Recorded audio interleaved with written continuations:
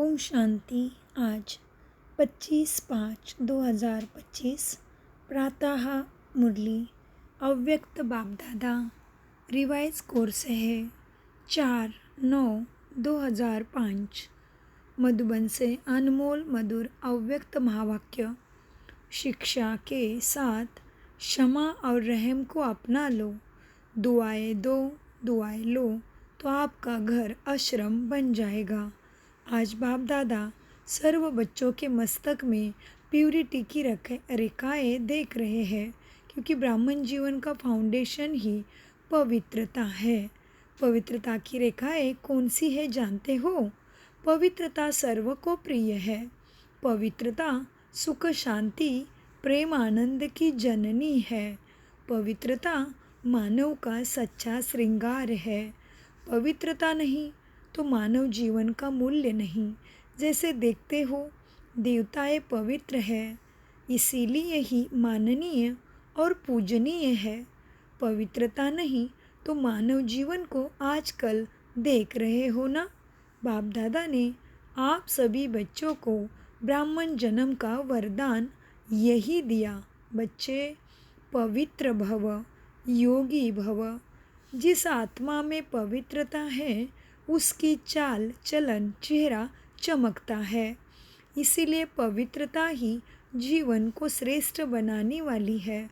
वास्तव में आप सब बच्चों का आदि स्वरूप ही पवित्रता है, अनादि स्वरूप भी पवित्रता है।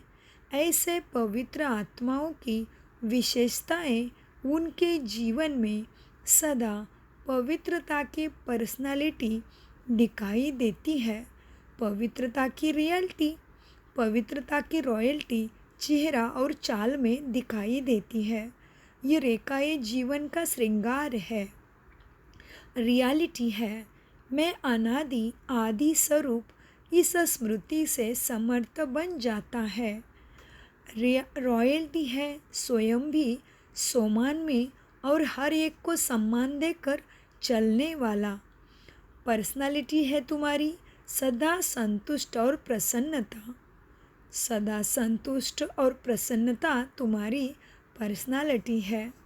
स्वयं भी संतुष्ट और अन्य को भी संतुष्ट करने वाले। पवित्रता से प्राप्तियाँ भी बहुत है। बाप दादा ने आप सभी बच्चों को क्या क्या प्राप्ति कराई है वह जानते हो ना। कितने खजानों से भरपूर किया है। अगर प्राप्तियों को स्मृति में रखे तो तुम भरपूर हो जाएंगे। सबसे पहला खजाना दिया है, कौन सा? सत्य ज्ञान का खजाना, जिससे जीवन में रहते दुख अशांति से मुक्त हो जाते हो। व्यर्थ संकल्प, निगेटिव संकल्प, विकर्मों से मुक्त हो जाते हैं ना।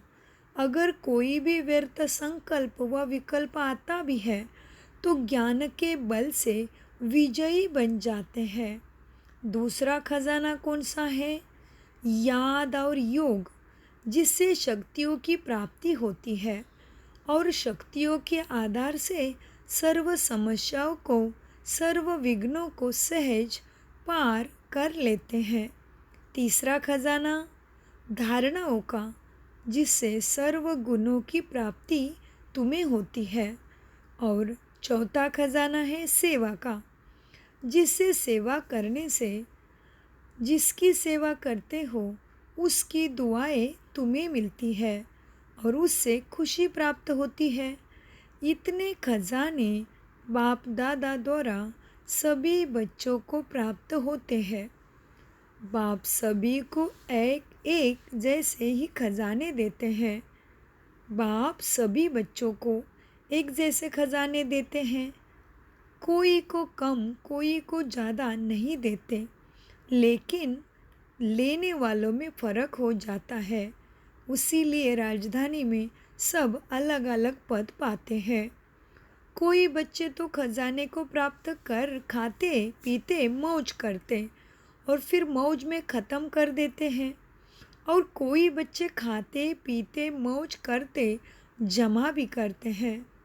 और कोई बच्चे कार्य में भी लगाते, लेकिन बढ़ाते जाते हैं अपने खजाने को। बढ़ाने की चाबी क्या है? खजाने खजाने को खजाने का खजानों को स्वयं के प्रति और दूसरे के प्रति यूज़ करना ही बढ़ाने की चाबी है। जो यूज़ करता है वो बढ़ता है। तो अपने आप से पूछो कि यह विशेष खजाने जमा है क्या? क्या कहेंगे? हाँ या थोड़ा थोड़ा? जिसके पास यह खजाने जमा है वो सदा भरपूर रहता है। देखो, कोई भी चीज़ भरपूर रहती है ना तो हलचल नहीं होती है। अगर भरपूर नहीं होती है तो हलचल होती है, हिलाती है। कोई भी चीज़ को अगर पूरी रीति से भर नहीं दो तो वो हिलती है ना। तो यह भी अगर सर्व खजानों से भरपूर नहीं है तो हलचल होती है। सदा यह नशा रहे कि बाप के खजाने मेरा जन्म सिद्ध अधिकार है। बाप ने दिया, आपने लिया, तो सब खजाने किसके हुए? आपके हो गए ना। तो जिनके पास खजाने हैं वो कितना नशे में रहता है। जैसे छोटा सा राजा का लड़का राजकुमार होता है, पता भी नहीं होता कि बाप के पास क्या क्या खजाना है, लेकिन नशा रहता है कि बाप के खजाने मेरे खजाने हैं और खजानों की खुशी में रहता है। अगर खुशी कम रहती है तो उसका कारण क्या होता है? बाप ने तो खजाने दिए हैं, सुना, लेकिन एक है सुनने वाले, दूसरे है सुन के अपने में समाने वाले। जो समाने वाले हैं वो सदा उसी खजानों के नशे में रहते हैं। आज नए नए बच्चे भी आए हैं। बाप दादा आप लकी बच्चों को आप सबके भाग्य की मुबारक देते हैं। अपने भाग्य को पहचाना है ना। परमात्मा प्यार, अविनाशी प्यार जो सिर्फ एक जन्म नहीं चलता, अनेक जन्म सदा ही प्यार कायम रहता है। क्योंकि यह तो समय चल रहा है। यह समय भी संगम युग भाग्यवान युग है। सतयुग को भी भाग्यवान कहते हैं, लेकिन वर्तमान संगम युग का समय उससे भी भाग्यवान है। क्यों? क्योंकि इस संगम में ही बाप द्वारा तुम्हें अखंड भाग्य का वरदान प्राप्त होता है। तो ऐसे संगम युग में भाग्यवान समय में आप सभी अपना भाग्य लेने के लिए बाप के पास पहुंच गए हो।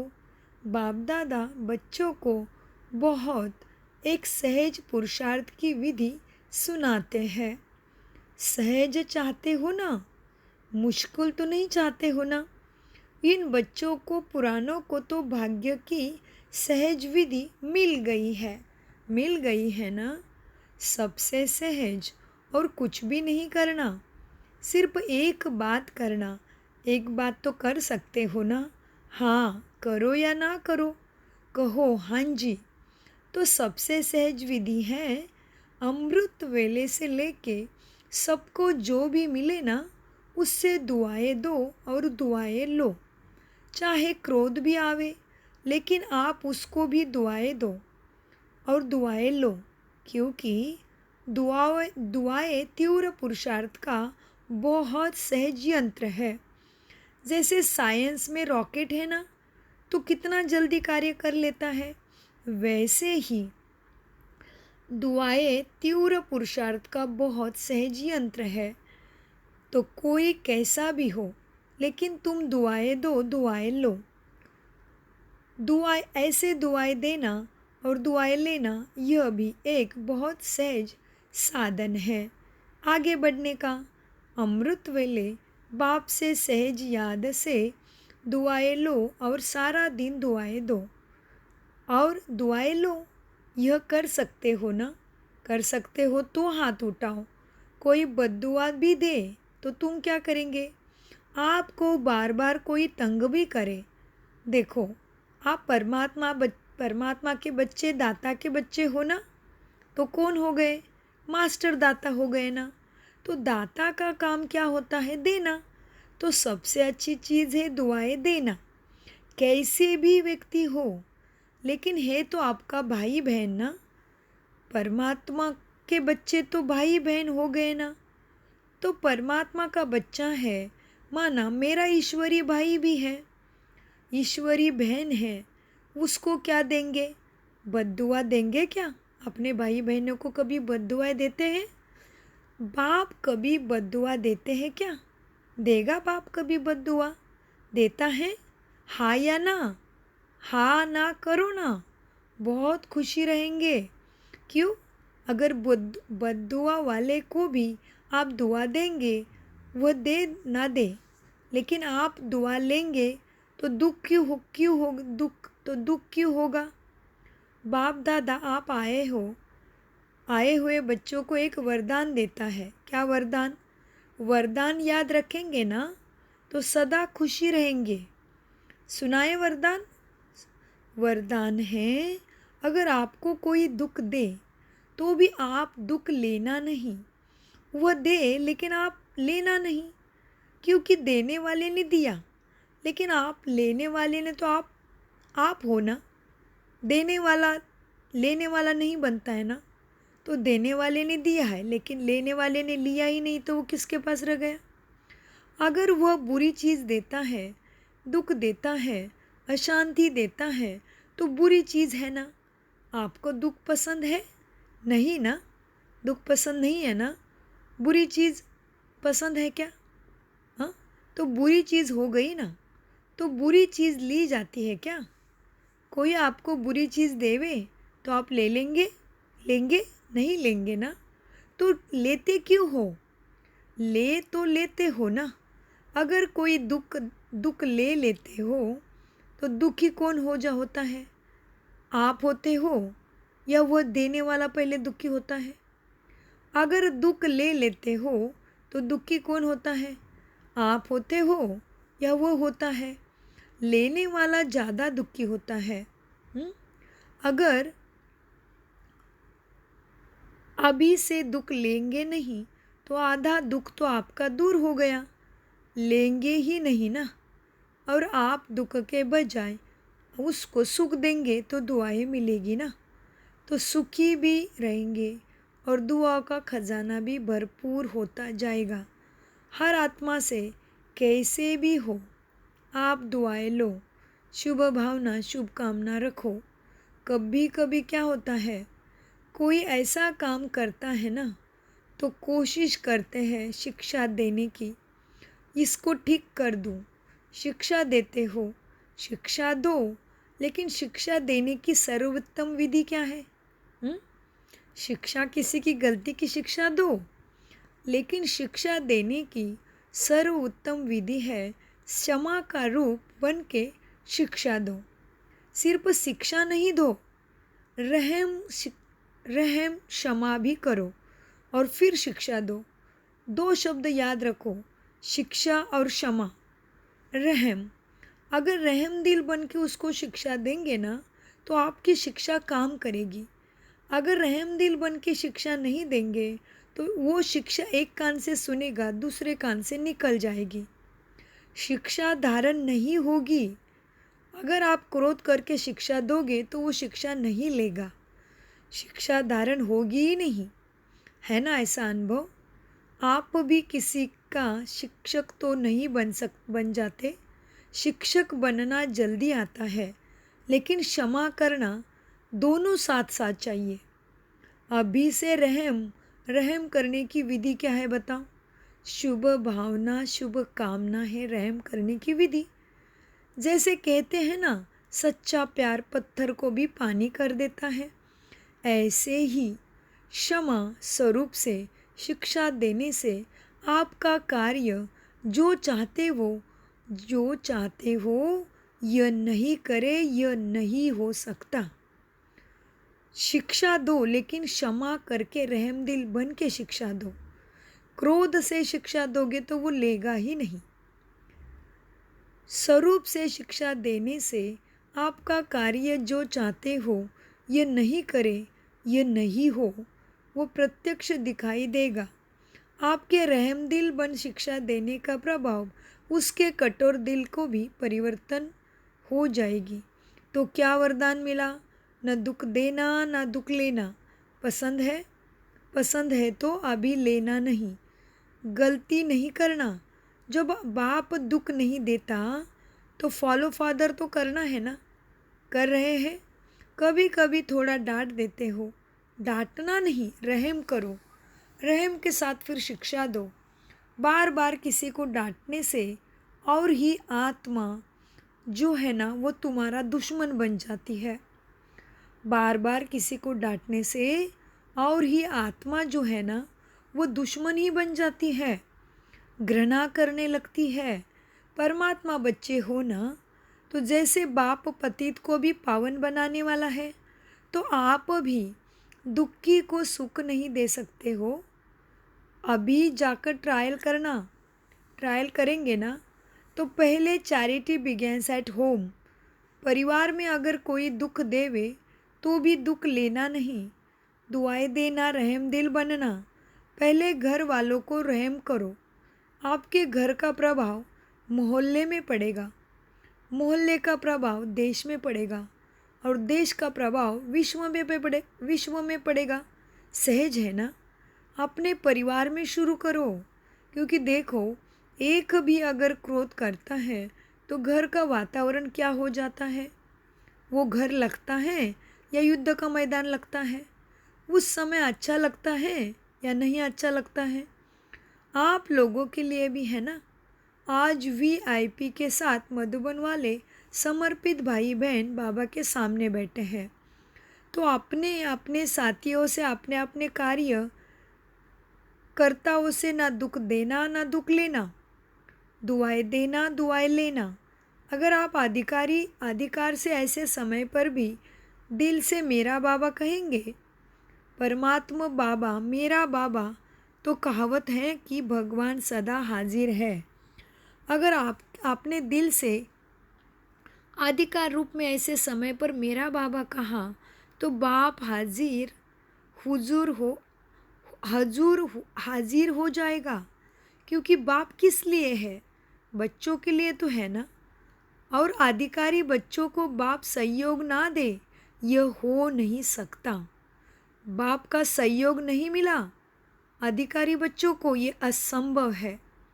तो परिवर्तन करके जाना, जैसे आए वैसे नहीं जाना वापस घर, परिवर्तन करके ही जाना। क्योंकि देखो, इतना खर्चा करके दूर से मधुबन आए हो, टिकट तो लगी है ना, खर्चा भी किया, समय भी दिया, तो उसकी वैल्यू तो रखेंगे ना। तो वैल्यू क्या है? स्व परिवर्तन से पहले अपने घर का परिवर्तन, फिर विश्व का, देश का परिवर्तन। आपका घर आश्रम बन जाए, घर नहीं आश्रम। वैसे शास्त्र भी कहते हैं गृहस्थ आश्रम, लेकिन आज आश्रम नहीं रहा घर। आश्रम अलग है, घर अलग है। तो घर को आश्रम किसको बनाना है? तुम्हें बनाना है। दुआएं देना और दुआएं लेना, ये आश्रम का कार्य है ना। आपका घर मंदिर बन जाएगा। मंदिर में मूर्ति क्या करती है? दुआएं देती है ना। मूर्ति के आगे जाकर क्या कहते हैं सभी? कृपा करो देवा, हाँ, कृपा करो माँ, कहते हैं ना। मूर्ति के आगे जाकर क्या कहते हैं? दुआएं दो, मर्सी करो। मर्सी कह के चिल्लाते रहते हैं ना मंदिरों में। तो आपको भी क्या देना है? दुआएं देना है ना। हर एक बच्चे का शिवालय, हर एक बच्चे का घर शिवालय बन जाए, गृहस्थाश्रम मंदिर बन जाए। यही परिवर्तन करना है, यही समय को सफल करने की विधि है। हाँ, मूर्ति, मंदिर में मूर्ति क्या करती है? दुआएं देती है ना। मूर्ति के आगे जाकर क्या कहते हैं? दुआएं दो, मर्सी, मर्सी कह के चिल्लाते हैं। तो आपको भी क्या देना है? दुआ, ईश्वरीय प्यार दो, आत्मिक प्यार। शरीर का प्यार नहीं, आत्मिक प्यार। आज प्यार है तो स्वार्थ का प्यार है, सच्चे दिल का प्यार नहीं है। स्वार्थ होगा तो प्यार देंगे, स्वार्थ नहीं होगा तो डांट डोंट केयर करेंगे तो आप क्या करेंगे? आत्मिक प्यार देना, दुआ देना, दुख ना लेना, दुख ना देना। देखो, आपको चांस मिला है ना, बाप दादा को भी खुशी है। इतने जो भी सब आए हैं, भारत के करीब 250 वीआईपी इस रिट्रीट में आए हुए हैं। इतने घर तो आश्रम बनेंगे ना, बनाएंगे ना, अपने घर को पक्का आश्रम बनाएंगे ना कि थोड़ा थोड़ा कच्चा बनेगा? अपना घर युद्ध का मैदान तो नहीं बनाओगे ना क्रोध करके? आश्रम बनाएंगे ना? पक्का बनाएंगे? थोड़ा थोड़ा कच्चा तो नहीं करेंगे ना? जो समझते हैं कुछ भी हो जाए, थोड़ा सहन तो करना पड़ेगा, समाने की शक्ति कार्य में लगानी पड़ेगी। लेकिन सहन शक्ति का फल बड़ा मीठा होता है। सहन करना पड़ता है, लेकिन फल बड़ा मीठा होता है। तो जो पक्का वायदा करते हैं कि बाबा घर घर को हम स्वर्ग बनाएंगे, हमारे घर को हम मंदिर बनाएंगे, हमारे घर को हम गृहस्थ आश्रम बनाएंगे, जहाँ पे दुआएं देना, दुआएं लेना ही होगा, वही हाथ उठाओ। देखा देखी में हाथ नहीं उठाना, क्योंकि बाप दादा हिसाब लेगा ना। हाँ, बाप दादा हिसाब लेगा ना। फिर देख कर नहीं उठाना, दूसरे को देखकर हाथ नहीं उठाना। सच्चा सच्चा मन का हाथ, मन से हाथ उठाओ। अच्छा दादिया, इनको इसकी क्या प्राइस देंगे बोलो? हाथ उठा रहे, हिम्मत कर रहे, अपने अपने घर को आश्रम बनाएंगे, मंदिर बनाएंगे। दादिया, इनको क्या प्राइस दोगे आप? अपने घर वालों को ले आवे। यह तो प्राइज नहीं दी, यह तो काम सुना दिया। बाबा ने दादियों को पूछा कि इनको क्या देंगे, ये अपने घर को आश्रम बनाने वाले हैं, अभी जाके क्या करने वाले? बाबा मिलन से वापस जाके स्वयं को परिवर्तित करने वाले हैं। तो बाबा दादियों को पूछते, दादियों इनको क्या प्राइज़ देंगे? तो दादी ने बोला, कुछ नहीं, जाके अपने घर वालों को भी लेके आना अपने साथ। तो बाबा कहते, ये तो प्राइज़ नहीं दिए, तो काम सुना दिया। बाबा जो आज्ञा करेंगे, देखो प्राइज़ तो आपको मिल जाएगी, कोई बड़ी बात नहीं है। लेकिन है क्या? लेकिन बतावे? आप जाने के बाद अपनी धारणा से परिवर्तन करना और 15 दिन के बाद मास के बाद अपनी रिज़ल्ट लिखना। जो 1 मास भी दुख नहीं लेगा न देगा, उसको बहुत अच्छी प्राइज़ देंगे। अगर आप आएंगे तो मुबारक है, अगर नहीं आएंगे, आ सकेंगे तो भी बाबा सेंटर पर तो आपका गिफ्ट भेजेंगे। अच्छा, चारों ओर के तो अपने को देखना है, अपने को बाबा का नमस्ते याद प्यार मिल रहा है क्या? बाबा नमस्ते देते हैं, याद प्यार देते हैं। चारों ओर के देश विदेश के बच्चों की याद बाप दादा को मिली है, चाहे फ़ोन द्वारा, चाहे याद भेजी है पत्र द्वारा, चाहे दिल में याद किया है। तो बाप दादा सभी बच्चों को, चाहे भारत के चाहे विदेश के, रिटर्न में दुआएं और याद प्यार और पदम गुना याद प्यार दे रहे हैं। चारों ओर के देखना, नमस्ते परमात्मा का हमें मिलता है क्या? भगवान के प्यार के लिस्ट में, याद के लिस्ट में, नमस्ते के लिस्ट में हम आते हैं क्या? देखिए, ठीक है। तो देखो बाप दादा भगवान किसको नमस्ते करते हैं? चारों ओर के परमात्मा प्यार के अधिकारी बच्चों को। चारों ओर सर्व खजानों से भरपूर, निर्विघ्न, निरसंकल्प, व्यर्थ संकल्प से मुक्त, निर्विकल्प, निर्व्यर्थ संकल्प रहने वाली श्रेष्ठ आत्माओं को साथ साथ सर्व परिवर्तन करने और कराने के उमंग उत्साह में उड़ने वाले बच्चों को, साथ साथ बाप दादा को सच्चे दिल का समाचार देने वाले सच्चे दिल वाले बच्चों को विशेष दिलाराम के रूप में, बाप के रूप में, शिक्षक के रूप में, सद्गुरु के रूप में पदम गुना याद प्यार और नमस्ते। और हम कैसे बच्चे हैं? हम बच्चों का भी बाबा को कैसे बच्चे हैं? खजानों से भरपूर, निर्विघ्न, निर्विकल्प, निर्व्यर्थ, श्रेष्ठ आत्माओं का सर्व परिवर्तन करने और कराने के उमंग उत्साह में उड़ने वाले हम बच्चों का, बाप दादा को सच्ची दिल का समाचार देने वाले सच्चे दिल वाले बच्चों का, विशेष दिलाराम के रूप में, बाप के रूप में, शिक्षक के रूप में, सद्गुरु के रूप में, पदम गुना हम बच्चों का बाप दादा को याद प्यारा और नमस्ते। वरदान, भटकती हुई आत्माओं को यथार्थ मंजिल दिखाने वाले चैतन्य लाइट माइट हाउस भव। विस्तार, के किसी भी भटकती हुई आत्मा को यथार्थ मंजिल दिखाने के लिए चैतन्य लाइट माइट हाउस बनो।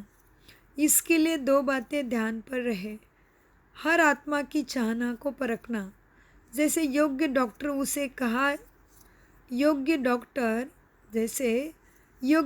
उसे कहा जाता है जो नब्ज़ को जानता है, ऐसे परखने की शक्तियों को सदा यूज़ करना। सदा अपने पास सर्व खजानों का अनुभव कायम रखना। सदा खजाने कौन से दिए बाबा ने? ज्ञान गुण शक्तियाँ। सदा यह लक्ष्य रखना कि सुनाना नहीं है, लेकिन सर्व संबंधों का, सर्व शक्तियों का अनुभव सबको कराना है। स्लोगन, दूसरों की करेक्शन करने के बजाय एक बाप से ठीक कनेक्शन रखो तो सब ठीक हो जाएगा। अव्यक्त इशारे, रूहानी रॉयल्टी और प्यूरिटी की पर्सनालिटी धारण करो। अपना निज स्वरूप व वरदानी स्वरूप सदा स्मृति में रहे तो अपवित्रता और विस्मृति का नामो निशान समाप्त हो जाएगा। विस्मृति, अपवित्रता क्या होती है? अब इसकी अविद्या होनी चाहिए, क्योंकि वह संस्कार व स्वरूप आपका नहीं है, बल्कि आपके पूर्व जन्मों का था ना। अभी आप ब्राह्मण हो, यह तो शूद्रों के संस्कार है अपवित्र बनना। अभी आप ब्राह्मण हो, यह तो शूद्र के संस्कार व स्वरूप है। ऐसे अपने से भिन्न अर्थात दूसरे के संस्कार अनुभव होना, इसको कहा जाता है न्यारा और प्यारा। तो आपके संस्कार है संपूर्ण पवित्रता। अपवित्रता की निशानी भी है तो आप क्या है? ब्राह्मण नहीं हो, शूद्र संस्कार वाले हो। ओम शांति, ओम शांति, ओम शांति। मीठे प्यारे अव्यक्त बाप दादा का अनगिनत पदम गुना शुक्रिया, शुक्रिया, शुक्रिया, शुक्रिया फरिश्तों।